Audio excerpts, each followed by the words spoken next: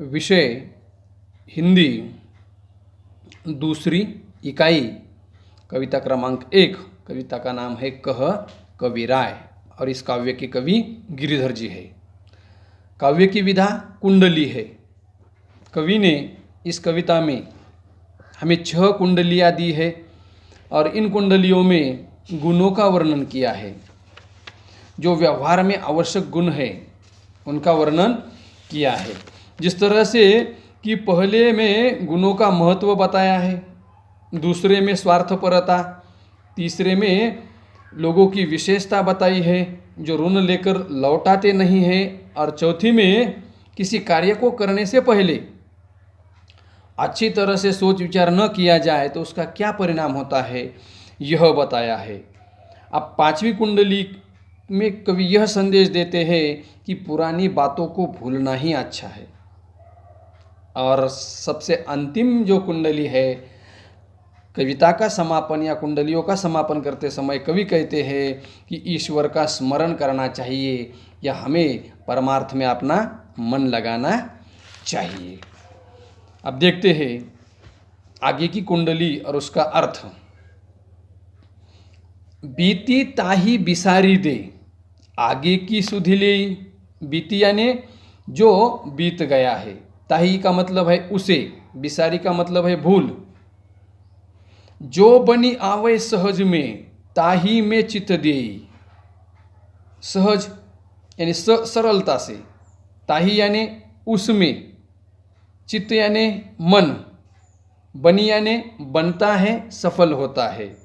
अब कवि कहते हैं कि बीते हुए बातों को भुलाना आवश्यक है या बीते हुए बातों को भुला देना ही अच्छा है। जो बीत गया सो बीत गया, आगे की सुधि ले।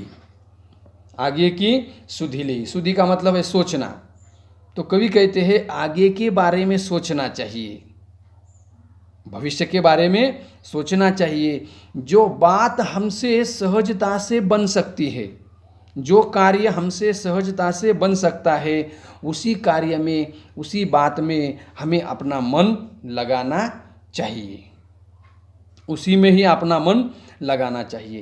ताही में चित देई, बात जोई बनी आवै। फिर से कवि कहते हैं कि हमें उसी बातों पर ध्यान देना है कि जो बात हमसे अच्छी बन सकती है, उसी बात को हमें करना है। दुर्जन हंसे न कोई, चित्त में खता न पावे। दुर्जन, दुर्जन का मतलब है दुष्ट व्यक्ति, चित्त का मतलब है मन, कोई मैंने कोई भी।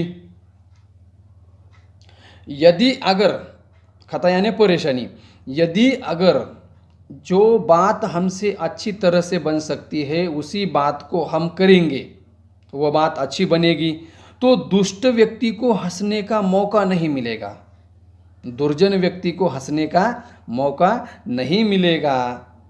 क्योंकि हमें मालूम है कि हमारे आस पड़ोस में कुछ ऐसे व्यक्ति रहते हैं जो बुरे गुण होते हैं, उनमें जो दुष्ट व्यक्ति होते हैं, तो वह किसी को भी ताने कोसते हैं।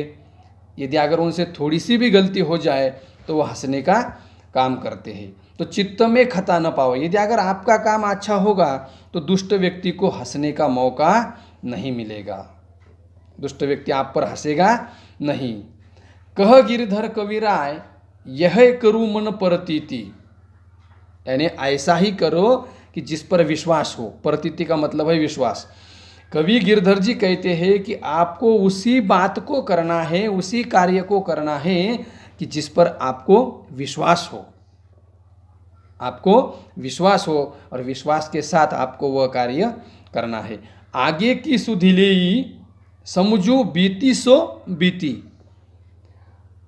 जो भूतकाल की बातें हैं, जो बातें होकर चली गई है, उन बातों को भुला देना चाहिए और आपको आने वाले कल के बारे में, आने वाले समय के बारे में सोचना चाहिए कि हम उसमें क्या अच्छा कर सकते हैं। इस तरह से भूतकाल की बातों को नज़रअंदाज करके भविष्य के बारे में, अपनी प्रगति के बारे में सोचना चाहिए। समुझू बीती सो बीती, जो बीत गया सो बीत गया, क्योंकि अब वो लौट कर आने वाला नहीं है। और सबसे अंतिम कुंडली, जो पहले ही हमने बताया है कि सबसे अंतिम कुंडली में कवि ने ईश्वर का स्मरण किया है या स्वयं को परमार्थ या अध्यात्म की ओर बढ़ने के लिए कहा है। पानी बाढ़ो नाव में, घर में बाढ़ो दाम। बाढ़ो का मतलब है बढ़ जाना, नाव का मतलब है जहाज,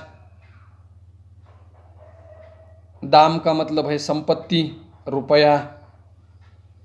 अब कवि कहते हैं कि जिस तरह से कोई जहाज पानी के ऊपर से जा रहा है और उस नाव में यदि अगर पानी आता है, कैसे समझ लीजिए कि उसके अंदर होल है और उससे पानी आ रहा है, धीरे धीरे धीरे धीरे पानी आ रहा है, तो नाव में बैठे लोग क्या करेंगे,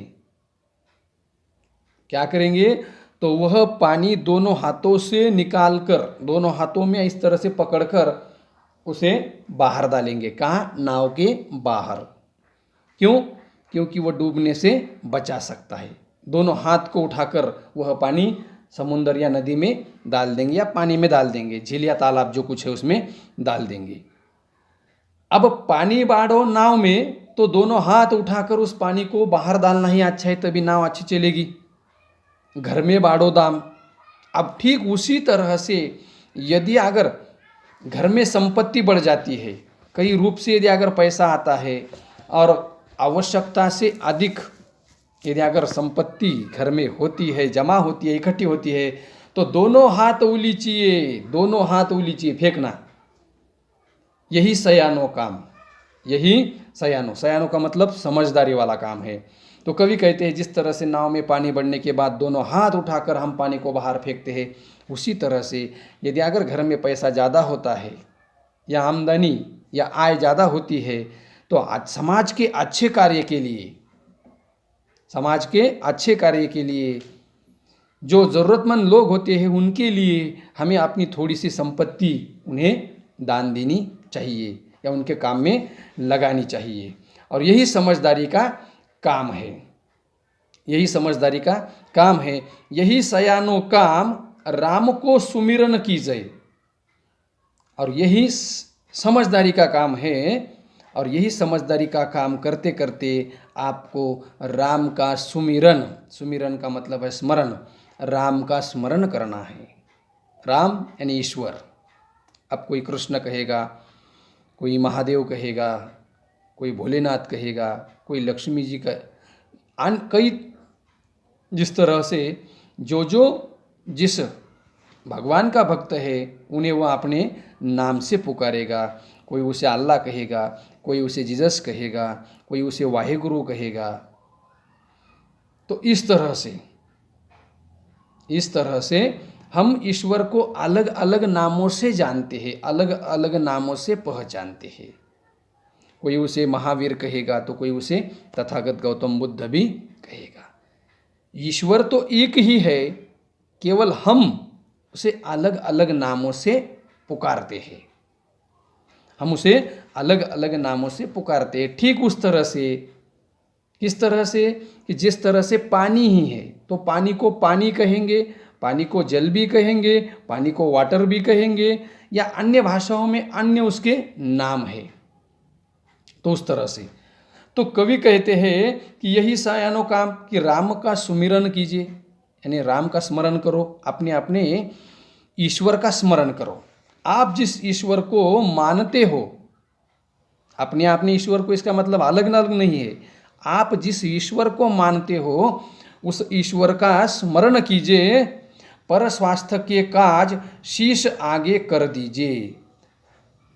काज का मतलब है काम, शीश का मतलब है सिर, दीजिए का मतलब है देना, दीजिए का मतलब है देना। कवि कहते हैं कि लोगों की सेवा करने के लिए, लोगों का काम करने के लिए स्वयं को अर्पण भी करना चाहिए, स्वयं को समर्पित कर देना चाहिए। पर स्वास्थ्य काज कह गिरधर कविराय, बड़ेन की याही बानी। याही का मतलब है यही, बड़ेन यानी बड़े लोग। अब बड़े लोग कौन?